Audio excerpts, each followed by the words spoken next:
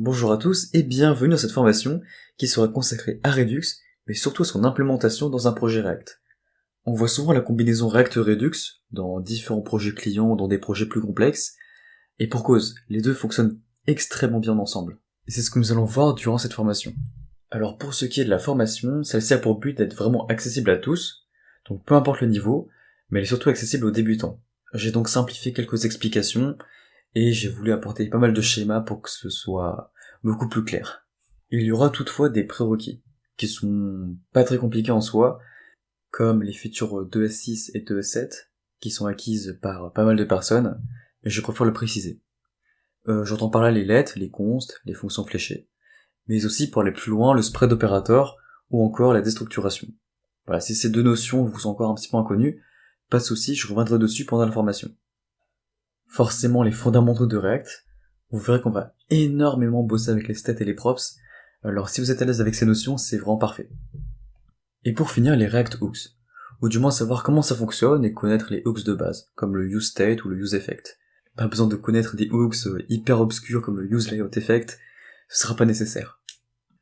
Ok, maintenant qu'on est bon, on peut commencer à voir la question fatidique qui est qu'est-ce que Redux? Alors en temps normal, j'aurais commencé par vous donner directement une définition.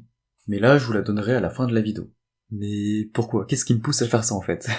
Faut savoir avant tout que Redux est une solution. Et comme toute solution, elle répond à un ou plusieurs problèmes. Et Redux en résout beaucoup. Et j'aimerais qu'on voit ensemble de sa création, donc savoir comment c'est né, comment c'était créé, mais surtout voir les problèmes qui nous ont poussé vers sa création. Et ça commence par sa principale source d'inspiration, qui est Flux. Alors, retour en 2011, et on est chez Facebook, dans l'équipe de chat, donc ceux qui s'occupent du développement de la messagerie, et ils sont confrontés à un gros problème. Donc ils reçoivent beaucoup de plaintes par rapport à un certain bug, que vous avez peut-être déjà eu d'ailleurs, et qui concerne le bug des messages non lus. Pour ceux qui ne s'en souviennent plus, on recevait une notification, donc la petite pastille rouge, pour nous dire qu'on avait un nouveau message, et lorsqu'on cliquait dessus, rien ne se passait, on se rendait compte qu'on n'avait pas de nouveau message. Et cela crée de la frustration envers l'utilisateur. Si on se penche un peu plus sur la construction du chat, on avait quelque chose qui ressemblait à ça.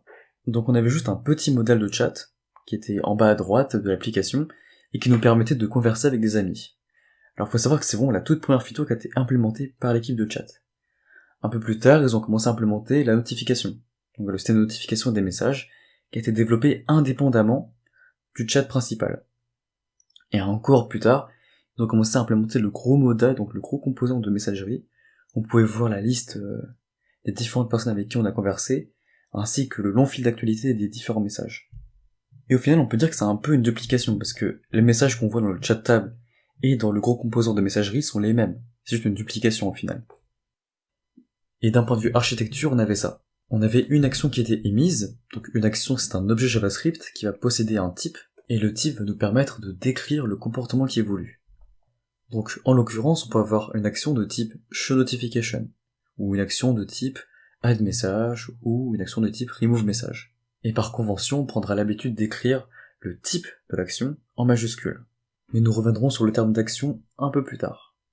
Et mon action sera envoyée directement dans le handler. Et le handler, c'est lui qui va gérer la logique de mon composant.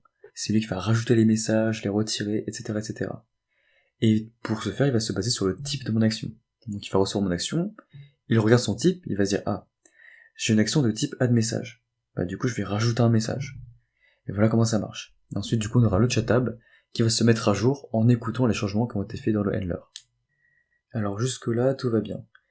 Mais lorsque Facebook a rajouté le système de notification, le handler s'est complexifié davantage. Et lorsque le gros composant de messagerie a été implémenté, alors celui-ci est devenu monstrueux. Donc on avait un handler qui devait gérer l'état de 3 éléments différents. Donc le chat tab, la notification et le gros composant de messagerie. On avait un code qui était impératif, du coup assez fragile. D'ailleurs les développeurs le disent eux-mêmes, le code n'avait aucune structure. Alors comment ont-ils amélioré leur architecture? Ils se sont dit, bon, on a un gros handler, donc un gros bloc de code, qui va gérer la logique de 3 composants différents. Donc le chat tab, les messages et la notification.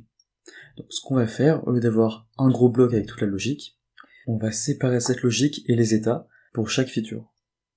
Je reprends l'exemple de tout à l'heure. Admettons que je veuille mettre une action de type addMessage. Donc mon action sera émise à mon state message. Donc là ici on va appeler ça un store. Donc mon action sera mise dans mon store message, et mes deux views, donc à savoir la view chat tab et message, vont se mettre à jour par rapport aux changements qui ont été effectués dans mon store. Donc en l'occurrence le store message. La structure est alors beaucoup plus claire et beaucoup plus facile à débugger. Donc si on simplifie un peu tout ça, on obtient ce pattern, où on commence par émettre une action, qui va changer l'état de mon store, et qui lui va re-render ma view. Et Facebook a rajouté un quatrième élément, qui s'appelle le dispatcher, et c'est lui qui va prendre mon action, et le dispatch dans mon store. Et voilà la création du pattern Flux, qui est la principale source d'inspiration de Redux. Contrairement au pattern MVC par exemple, la data circule de façon unidirectionnelle, donc dans une seule direction. Et ma view peut très bien enchaîner et dispatch de nouvelles actions dans mon store. Alors voilà ce qu'est le pattern Flux. Et à partir de là, beaucoup de librairies ont commencé à voir le jour. Et parmi lesquelles on retrouve, forcément, Redux. Et maintenant, dans une application React, qu'est-ce que Redux nous permet de faire? Alors là, j'ai un arbre de composants, donc des composants React, qui représentent une application assez moyenne. Alors admettons que j'ai un state dans homepage, et que j'ai envie de l'envoyer dans mon enfant, donc dans postList. Alors ce que j'ai à faire, c'est juste de passer mon state en props de postList. Donc là on a vraiment un point A, qui est homepage, et un point B qui est postList. Donc là on descend d'un cran dans l'arbre de composants. Pour le coup il n'y a aucun souci, c'est tout à fait normal, et c'est quelque chose qui est très courant. Et maintenant si mon point A reste homepage, mais que mon point B est avatar. Alors là c'est possible, je vais devoir passer par postList, post et profile, pour ensuite arriver à avatar. Du coup je descends de 1, 2, 3, 4, de 4 crans dans mon arbre de composants. Et là on se rend compte que les 3 composants qui sont en jaune ne vont faire que passer les props, et ne vont même pas s'en servir. Si c'est ponctuel dans l'application, pourquoi pas, mais si ce comportement arrive à plusieurs reprises, on peut très vite arriver à ce genre de situation, où les props se transitent d'un peu partout dans l'application, et qui descendent de 5, 6, 7 crans, voire plus. Bref, un grand foutoir. Bon allez, un dernier exemple. Admettons que mon point A soit présent avatar, et que dans avatar j'ai un state qui va s'appeler peut-être users, et que j'ai envie que ce state soit envoyé dans mon point B, qui se trouve être navbar. Alors là, bon courage. C'est possible déjà, mais ça peut être assez compliqué et assez fastidieux de faire remonter l'état, pour ensuite le faire redescendre dans navbar.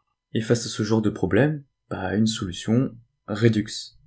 Et oui, c'est là que Redux va intervenir dans mon application React, et peut donc délivrer mon state users dans navbar ou bien dans avatar. Et pas que, car elle peut aussi interagir avec n'importe quel composant de mon application React. Donc il peut très bien délivrer mon state users dans avatar ou navbar, comme on l'a vu, mais n'importe quel autre composant peut aussi interagir avec le store, et donc récupérer mes users. Donc postList, sidebar, post, profile, tous ces composants peuvent interagir avec mon store. Et on peut enfin revenir à cette fameuse question qui était, qu'est-ce que Redux? Et la documentation nous dit très clairement que Redux est un conteneur d'état prévisible pour applications JavaScript. Et là on voit que la définition fait écho à ce qu'on a vu. On a le terme conteneur d'état. Bah oui, si on regarde l'exemple précédent, mon Redux Store contient l'état de mon application. Il peut contenir une liste de users, une liste d'articles ou bien encore un booléen. Donc en l'occurrence ça peut être un dark mode qui peut être changé depuis n'importe quel composant de mon application React.